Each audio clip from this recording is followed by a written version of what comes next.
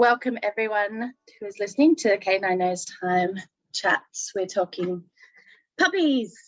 Yay. Hi, Danielle. Yay. Hello. It'd be really cool to just do a little chat about, I know you have a new puppy. I do have a new puppy. And so we'd have a little talk about your puppy and maybe what you do and your business. And maybe if you want to start with that, give us a bit of a rundown of Confident Canines. Okay, so Confident Canines is my business. It's just a run-of-the-mill dog training business. I teach puppy classes at a vet clinic. I also do private puppy training in people's homes if that's what they prefer, as well as a bit of behavior consultation, reactivity work and that sort of stuff. How did you get into what made you decide to start Confident Canines? It is so I think my story mirrors a lot of dog trainer stories in that I had a troublesome dog. So Crosby was my troublesome dog. He basically was this gorgeous black lab puppy, and when he hit 18 months, he suddenly was a monster. And I'd done puppy class with him and thought, oh, that's enough, as a lot of people do think. But he was just out of control, couldn't walk him on lead. He screamed whenever he saw other dogs just because of the arousal that he had. So obviously I had to start doing stuff with him to address those issues. So my background is in human psychology. I was actually working on my master's in psychology when I got Crosby. And I just suddenly, like when I started learning about how I could help him, it was just like a switch in my brain. I was like, I love all this stuff. I love learning about dog behavior. It all fit with what I'd been training with in psychology. And I just loved it a little bit more than working with anxiety and depression in people. So I just started to do educational opportunities in dog behavior and training, and started to get more experience a lot at my local obedience club. And then it just kind of grew from there. Wow, that's your story is very, very familiar to me. Yes. I have a very similar sort of story. So what did you, when you sort of noticed, because 18 months, it's probably just a coincidence, but that sort of age, we had a family friend that had a really boisterous, I guess, lab, and that dog ended up getting rehomed at about 18 months old. Yep. And I'm assuming some part of that's breed, and part of that is they had no idea sort of what they were in for when they were getting a lab. I think, also that, those building blocks weren't there when they had her as a puppy. Yep. And I've got my puppy, my problem dog, problem child, he was reactive at 12 weeks old. I took him to puppy class, and he spent the whole of puppy class sitting on my lap because he was launching and aggressive at the other dogs. Yep. And I had I was not prepared for it. I had this relatively normal 12-month-old border collie, and then I had this 12-week-old, something I had no idea. I was in way over my head. And, the breeder offered to have the puppy back, but it was too late by then. I was all in. Yeah. And here we are. So I guess, there's so much you can do, but you need that support, and you need that support system. And I got a certain way having all of that type of support, probably like what you do with your business. Yeah. But you just can't do it on your own. No. And I think the thing with dogs is like, so many of us just grow up with a family dog, or we see our friends with dogs, and it all seems kind of easy, right? Like dogs just fit into our lives. And I think that's true for a certain proportion of dogs. They do kind of roll with the punches and fit into our lives in some way that is convenient to us. But when you get a dog that's like needs so much more than that, it just kind of opens your eyes up to all the things that go into making a dog happy and confident and successful in living with us, because it's not easy. It's not easy for lots of dogs. No, and it's not easy for their humans too. Mm. Often, like, I think people probably, until you had a problem dog, people really don't understand. No. But I'm wondering, like, I know you sort of touched on that, but how much of an asset that human psychology degree has come into play with the dogs and the humans? Yes, absolutely. I think it's one of the most worthwhile things to me. Like, I don't think I could have just launched straight into doing this as a business without that as a foundation, because it means that all the learning theory stuff just fits in really easily with me. Like, my brain was already sort of primed to understand all that stuff. And also, just, I really don't like directly sort of comparing dog anxiety with human anxiety, but at the same time there is a lot of similarity.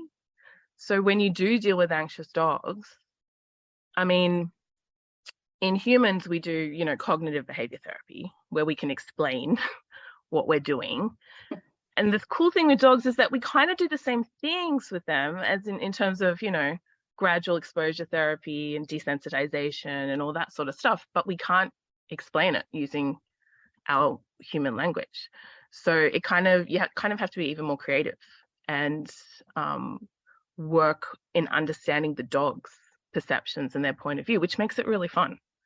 So I love that psychology has helped me kind of dive straight into that area when working with dogs. And also the other thing is with working with people, right? Because I'd already had experience kind of coaching people, working on getting behavior change in people, because that's often a really hard part with dealing with dogs and puppies, is like, it's not just fixing the dog or the puppy, you have to change the human's behavior as well. So I mean, 100%. And that's often the bigger piece of the puzzle, isn't it? Exactly. I thought I was getting into the dog business. That was wrong. Yep. I was not. No, it's all about coaching people. So you need a lot of empathy training, like, and active listening and all that sort of stuff that I'd already learnt through my psych degree. That was really helpful. Yeah, I think you're so right. I think a lot of dog trainers are actually really empathetic people, and they have to be. Well, the good ones, they really have to be. Yeah. So when you made that sort of decision, or I'm assuming it was probably a process, like for all of us, and it's all of a sudden you're like, oh, here we are. Yep. What sort of dog-related, learning did you decide to take? So originally I did a hands-on course with Steve and Vicky Austin. Who still run dog trainer educational opportunities. They have some really great courses. And that was fun because the hands-on component, we did it at a boarding kennel. So we could just, work with dogs that we didn't have any experience working with before, dogs that we didn't know their history, and, do some training with these sort of blank slate dogs, which was really fun. And so that was kind of my start in working with a wider range of dogs. And then a lot of just online learning opportunities. Like, there's so much stuff to do. In fact, I almost think there's too much stuff you can learn online, and you kind of have to figure out what's going to be beneficial to you. But yeah, so I did lots and lots of online learning just for training my own dogs. So stuff like Fenzi Dog Sports Academy was really cool to just play around with my own dogs, teaching them a bunch of different things. One of the main learning opportunities that was really valuable to me was doing Dr. Susan Friedman's online course in behavior analysis. I absolutely love that, because it was really just taking the sort of behavior analytical model from human psych and showing how it applied to animals, which was a perfect fit for me because that's just what I just loved. And her style of teaching is just awesome. It's a really cool experience to do. Even if you don't want to be like a full-on dog trainer, it's just such a cool learning experience. Awesome. I think that's sort of interesting that you started with Vicky and Steve Austin, because Steve Austin, in regard to scent work, was one of the very early on. He was someone I really sort of looked up to. Yep. Went to everything I could that he sort of put on, and he's got, had this book, Motivating Miracles, I think it was called. Yep. Which I really like when you apply it to scent work and canine nose work was, so many light globes went on for me just learning from him. Absolutely. And actually that's where I started teaching Crosby nose work. I used him as my project for that course in teaching him nose work. So that was his very first experience doing any sort of sense detection stuff. Awesome. Oh my goodness, let's start talking about the puppies. Yeah. Yeah. Because we could talk forever about this. I know. I think it is important to choose what you're learning online as well. Yeah. Just on touching on that. It sounds like there is just so much information out there. There is. And it's almost like you kind of need to do a few things and decide the style you like, the people you like to follow. But it's also like you want to follow different sorts of people as well. Like you shouldn't just go down one path and not learn different approaches. So yeah, there's a lot. You can spend a lot of money. Oh yeah. That's probably the reason you start a business, right? So you can put it through the business.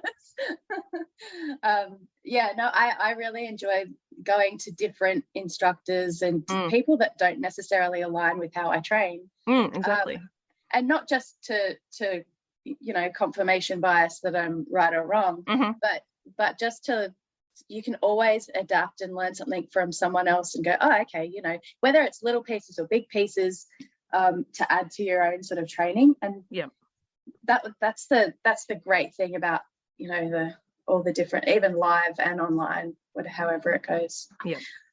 So tell us a little about your puppy. I know that when you got Nettle, the timing wasn't ideal because we did sort of touch on Crosby.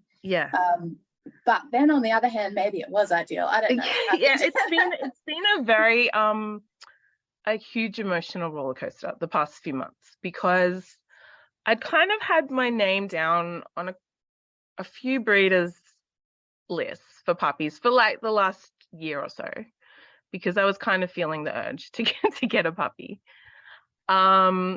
And Crosby unexpectedly became quite unwell, and we had to make the decision to say goodbye to him in October. And 3 days after he died, one of the breeders I'd been in contact with emailed me and said she thinks she did indeed have a puppy for me. So it was like this huge, oh my gosh, in the midst of, saying goodbye to your heart dog, you suddenly have to start preparing for a new puppy. And I did have a momentary thought of, is this right? Should I maybe take more time and say no to this particular puppy? But I decided to go for it. So, and I think it was the right decision, because even though, I never think of dogs as just sort of replacements for dogs you've lost. It's not really how my brain works. But there is a huge hole when a dog suddenly leaves you. And particularly because Crosby was a special dog, so he was blind.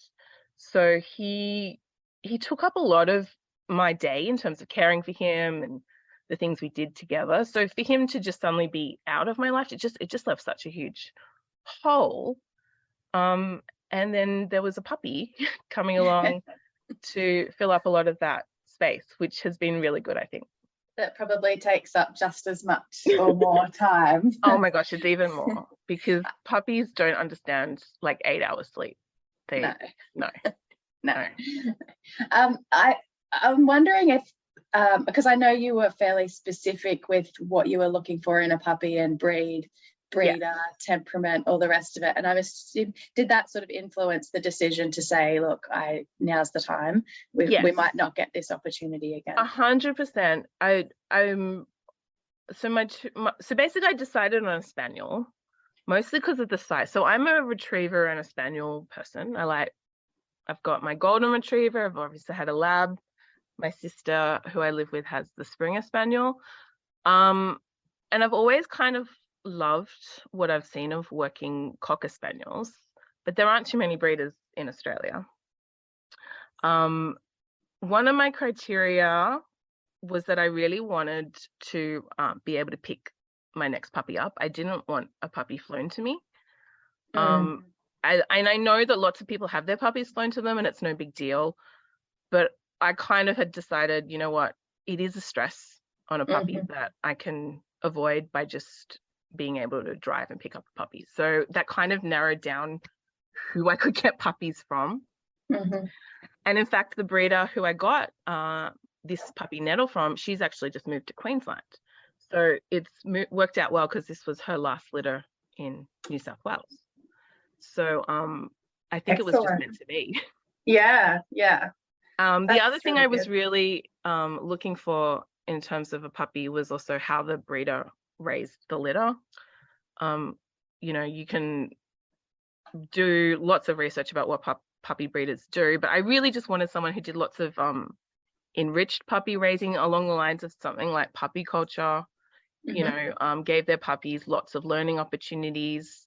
The breeder I chose did a lot of work on like crate conditioning, so the puppies loved their crates and could sleep in the crates by themselves before they came home, which just makes life so much easier when you bring that puppy home.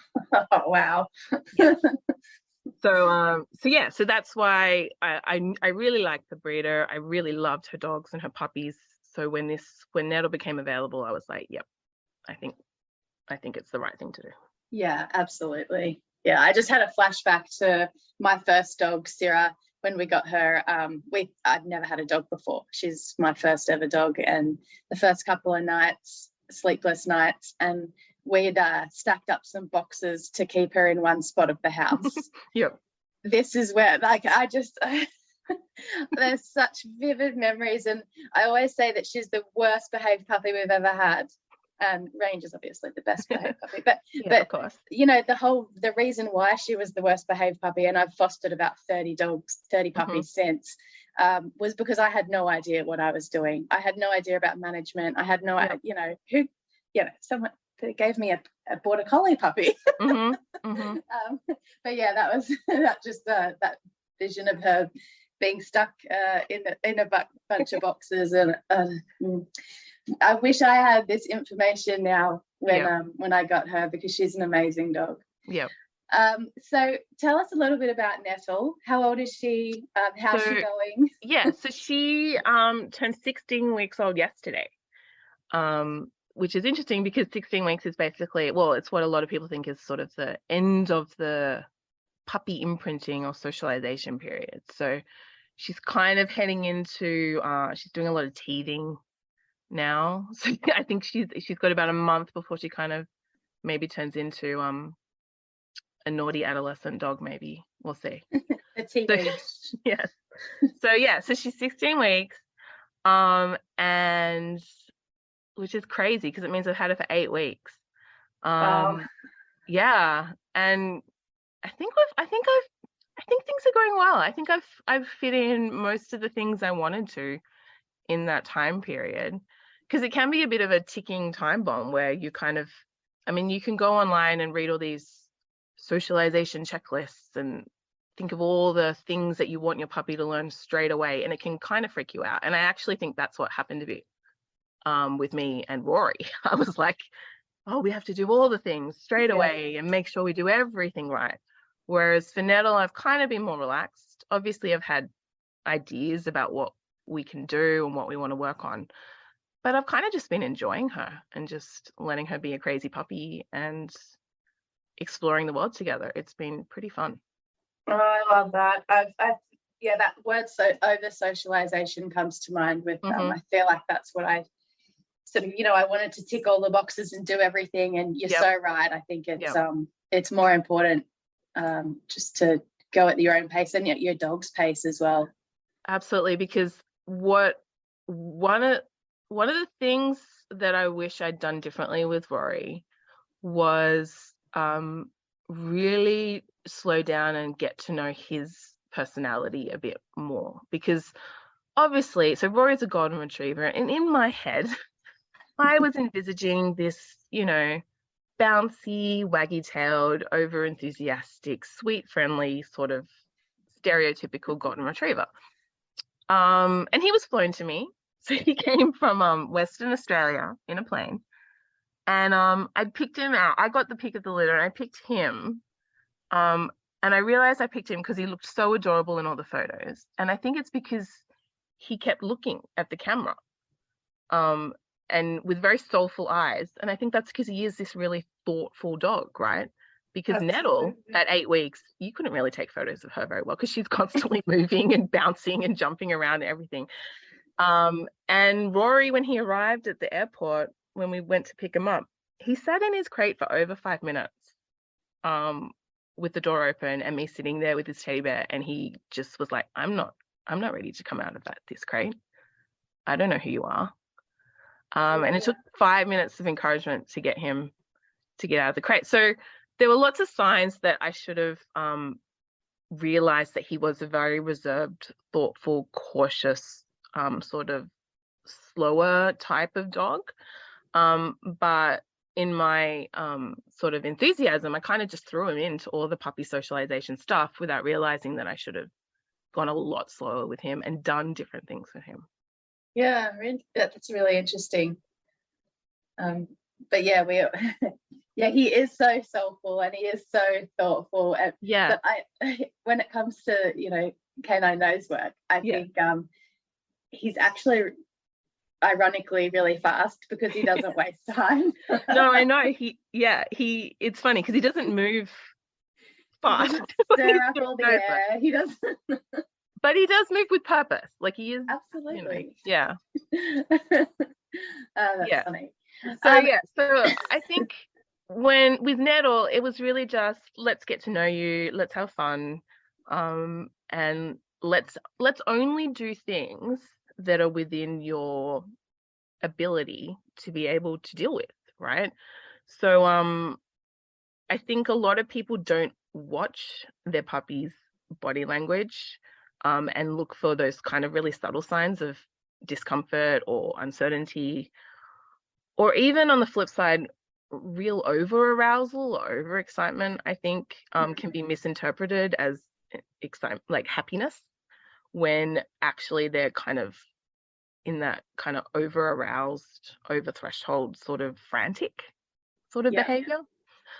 So if I was to give new puppy owners a really big tip, it's just get to know your puppy and their sort of what is their personality. And it can be hard because you kind of have ideas in your head about what their personality should be, but every puppy's different. Yeah, that's really good advice. I really like that. What are some of the things you're doing to sort of prepare Nettle for being a good pet, for first of all a good living companion, but also I know you're wanting to do some sports with Nettle, agility and nose work, and so what are some of the things that you are, like, specific things you're doing with her to sort of set her up for that in the future? Yes. So I think in terms of being a good pet, I think it's really just about her being able to live comfortably in our human world, right? Are you okay when guests come over? Can you say hello to people without freaking out or going crazy? Can you walk on a lead nicely? Can you come when called? All that sort of basic stuff, right? But I think the biggest thing the mistake people make is expecting too much of that stuff from puppies, like straight away. And then when you have those high expectations, you can have a lot of frustration. So if you go out with your puppy on a lead, and you expect them to be able to walk nicely with you straight away, you're just setting yourself up and your puppy up for lots of frustration. Because it takes time to develop these skills, right?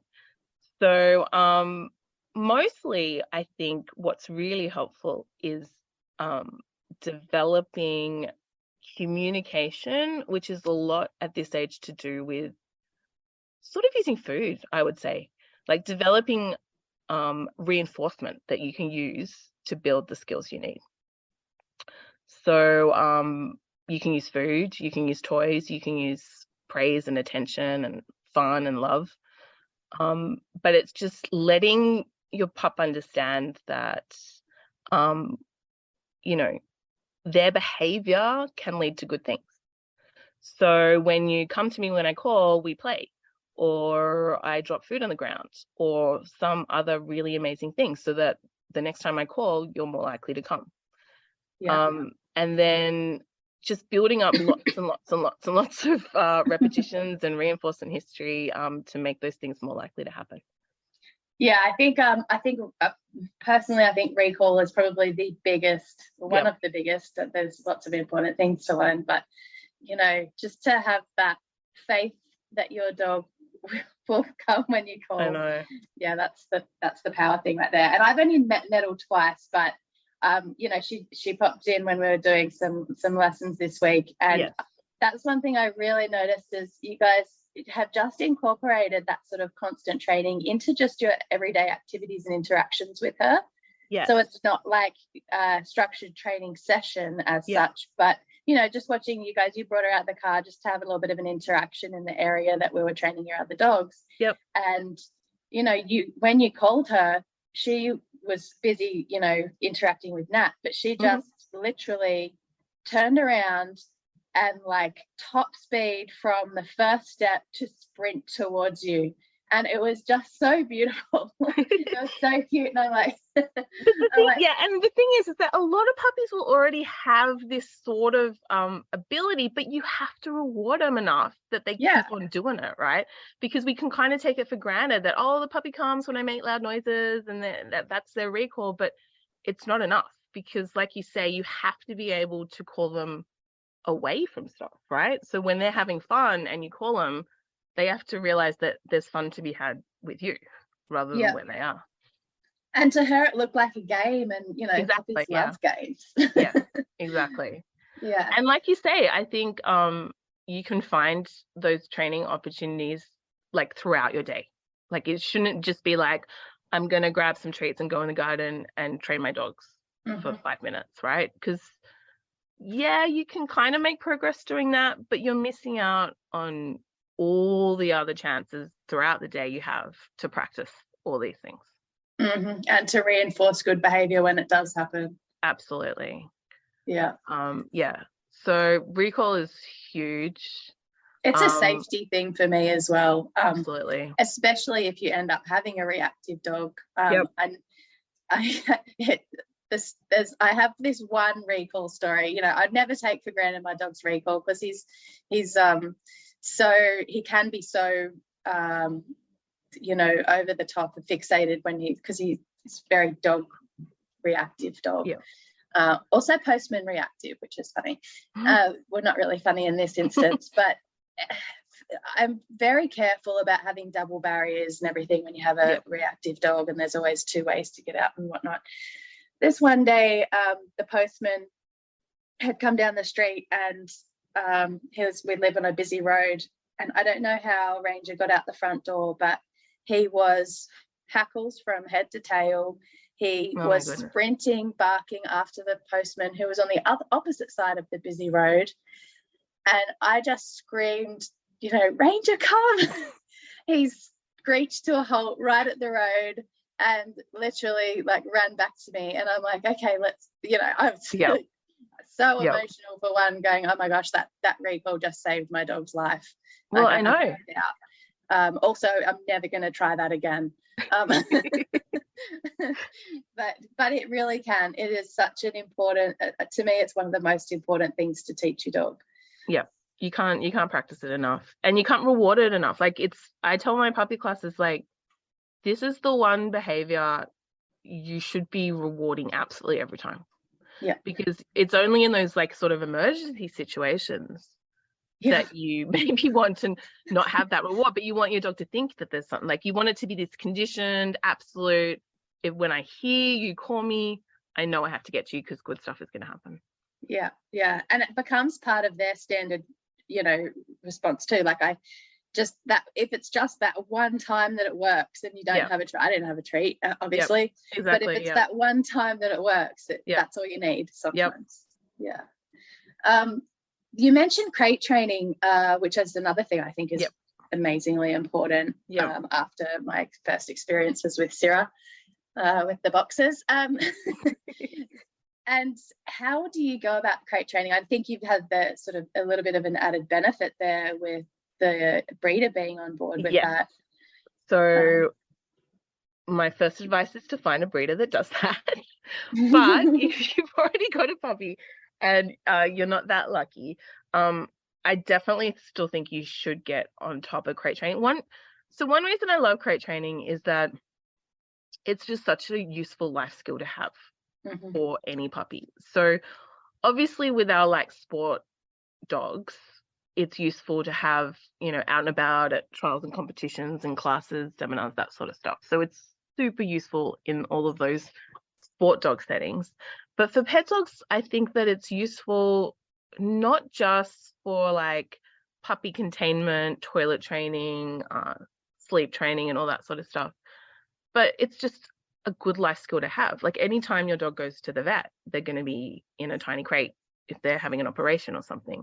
And in fact, if your dog has had like blown their cruciate or something and then they need to be on crate rest, it is, you know, torture for all of you to have a dog on crate rest that isn't crate trained. So I absolutely encourage everyone to do some sort of crate training. I think the most important thing is to get to know your puppy's sleep and wake cycles, and then you naturally use their need to sleep and use the crate at those times. So it shouldn't just be about, I'm going to shove my dog in the crate when I leave them, or my puppy's being naughty, I'm going to put them in the crate. If you have a puppy that doesn't have any experience with the crate, it should just be like, this is my favorite place to sleep when I'm really tired. So it's a cozy place. It's near where you are. Like it shouldn't just be in the laundry or the garage or something like that. It should be close to you because you need them to feel that sense of security and safety. And then, so like my crate's next to my bed. So, you know, eventually my dogs may end up sleeping on the bed, but when they're puppies, they're in a crate near the bed. The other thing to do to create positive associations is you can feed your pup in the crate. So give them a Kong with yogurt or a bully stick or whatever you want to give your puppy. If you give them those sort of chewy treats or like a snuffer mat with food, anything like that, do it in the crate, right? So don't waste those sorts of food activities outside of the crate, because you can be using them to create those positive, relaxed sort of associations in the crate. Yeah, no, that's really good advice.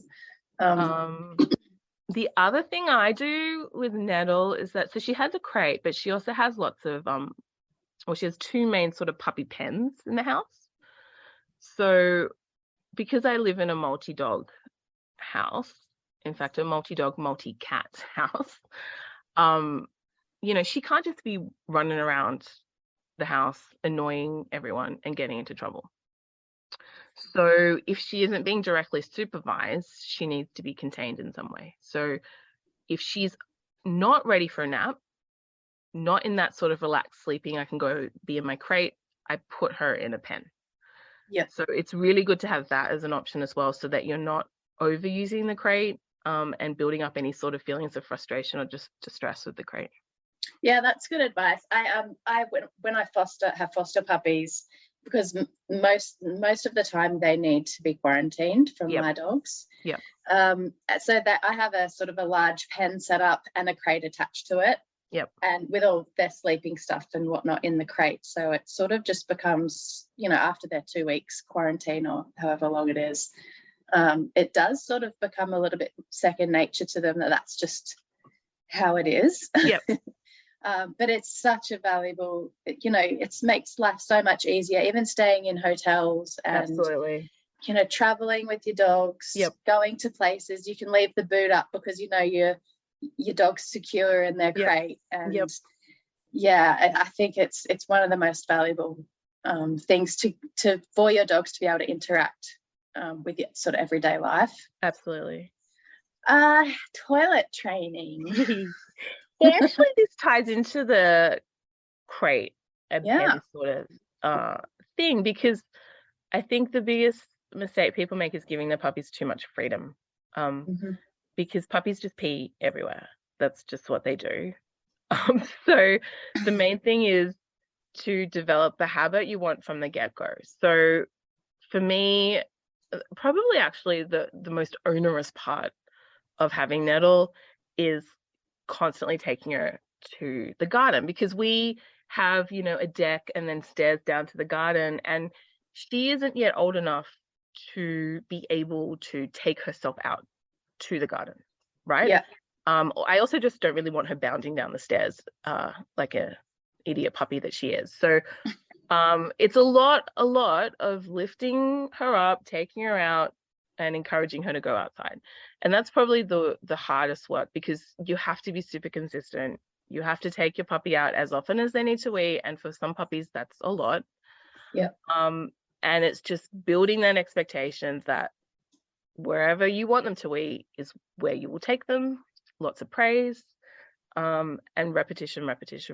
And the good thing with crates and pens is that ultimately there's going to be times when my puppy makes mistakes, because I'm busy or not watching, or I have to leave her alone for longer than she can handle. But if she makes that mistake in the pen or even the crate, I'm not super worried, because that's a specific context that she will grow out of, because she's not going to live her whole life in that pen situation. So to me, it's a whole lot of managing the environment so that you've got a lot of supervision and a lot of contingency plans for things to go wrong. Yeah. And when you say take your puppy out a lot, yes, to me that the word like 20 times a day could be very reasonable. Yes. Yes. Just to give people that are maybe getting a new puppy. Oh my goodness, no, it is a lot. Because the other thing is that the annoying thing most puppies do is that they don't actually empty their bladders fully when they pee. People don't understand this. No. So, yes, your pup could have peed. And I get a lot of people saying, oh, I took my dog out to pee and then I brought them inside and then they peed straight away again. And I'm like, yeah, this is just super common. This happens because one of the things is that puppies are kind of like, super distracted, super excited. They can go outside to the garden and they can pee a bit and then, oh, there's a butterfly flying past, so I'm just going to chase the butterfly and forget about peeing. And then you bring them inside, they relax a bit and go, oh yeah, no, I did actually still need to pee. So you have to just take them out as often as they need, basically. I really, really like to have a cue word or cue words to encourage them to pee. And actually, I will say this is another really great thing my breeder did, because Nettle already knew go toilet meant kind of squat down and pee.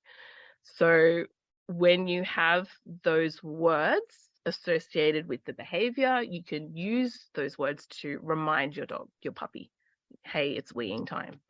So I really encourage people to use some sort of cue word that means go toilet, go wee. And actually that's very helpful for nose work, because we always want our dogs to pee before our searches. Absolutely. I was just about to say, like, that is part of setting up for a good nose work partner, exactly. Isn't it? Because pee search pee, I'm a big fan of making sure you have a cue for your dogs. Absolutely. Okay, I have another question for you. Can you explain to me what swapsies is? Okay, swapsies.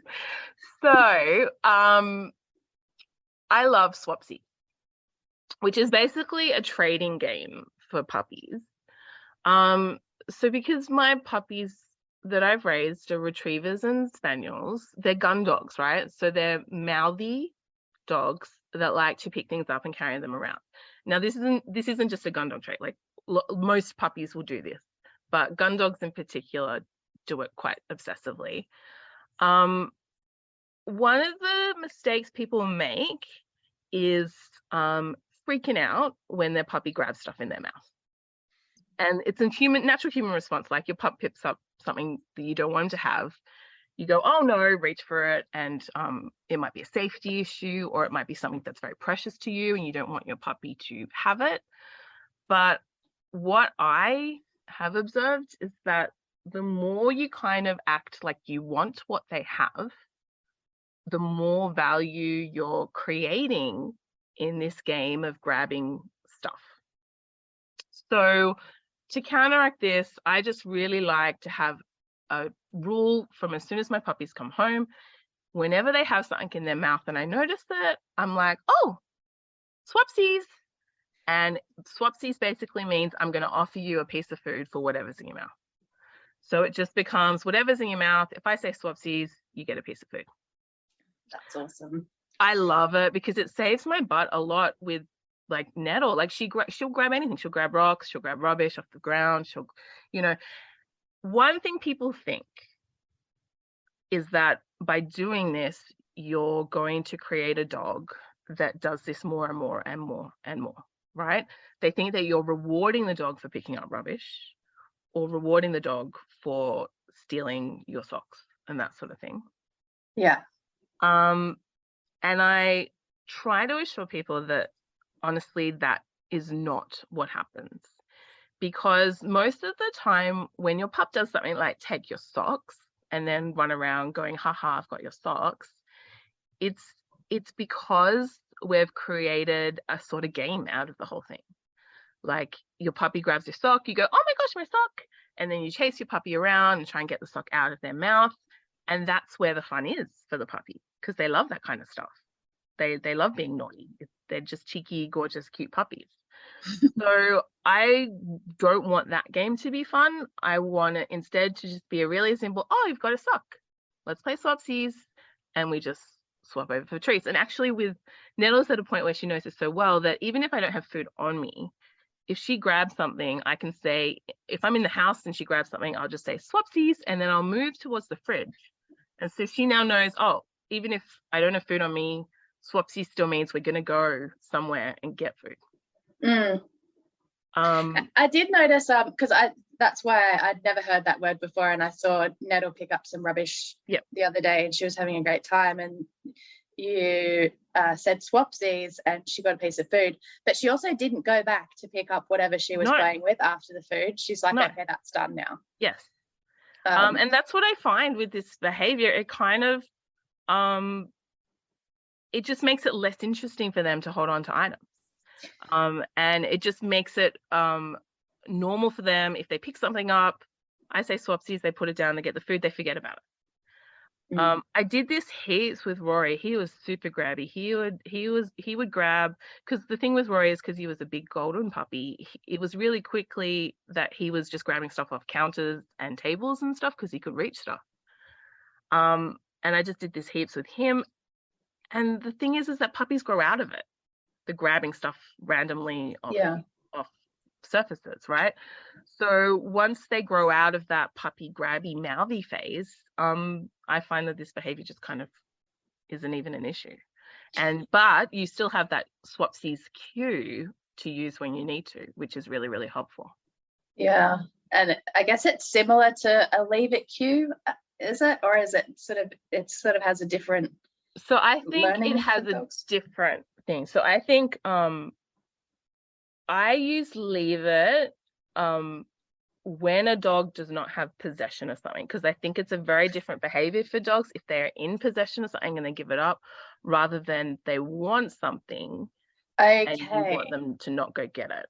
Okay, yeah, that's interesting. So like if you're preempting the behavior, and that's the leave it, that's when you would yes. Say leave it. So leave it for me is my dog notices something, they kind of want it, And if I say leave it, that's a cue for them to go, oh, I'm not going to interact with that thing. So that's why leave it can become helpful for stuff like, leave it as you walk past dogs, or leave it as you walk past the possum carcass on the ground.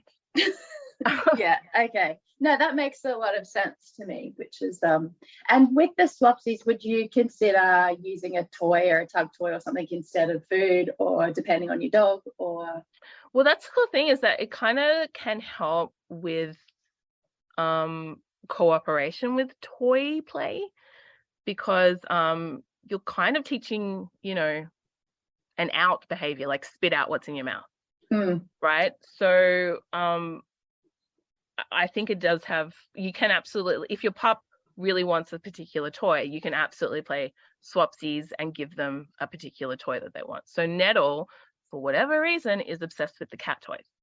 So for her number one value item in the house is cat toys.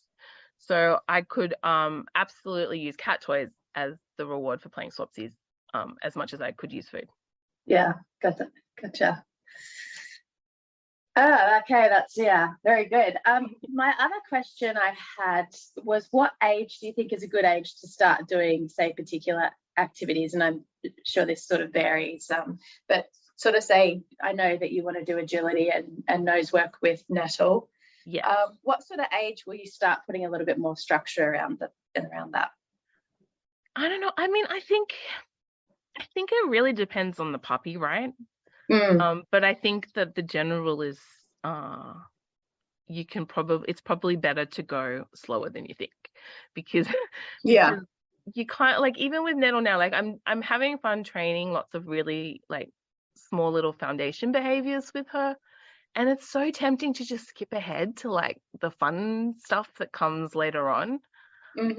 So when you're raising a puppy, I think it's a constant sort of battle to go, no, just slow down, just take it easy, just concentrate on the foundations before you get to go ahead. And I think that for sports dogs, whatever the sport you're doing, the foundations are actually pretty similar.